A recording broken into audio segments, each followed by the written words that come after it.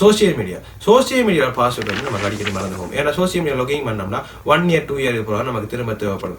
தேவைப்படும் போது நம்ம வந்து பாஸ்வேர்டை மறந்துடும். அதை எப்படி நம்ம ஃபோன்ல ஈஸியாக ஃபைன் பண்ணுறது, அது சம்மந்தமாக அந்த வீடியோ பார்க்க போகிறோம். இது போல பல சுவாரஸ்யமான வீடியோ தொடர்ந்து பார்க்கணும்னா நம்ம சேனல் ப்ளே பண்ணிட்டு வாங்க வீடியோக்குள்ள போகலாம்.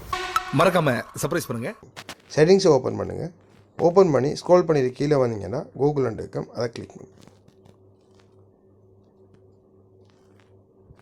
அதில் ஆட்டோஃபில்லை கிளிக் பண்ணுங்கள். அதில் ஆட்டோஃபில் வித் கூகுள், அதில் பாஸ்வேர்ட்,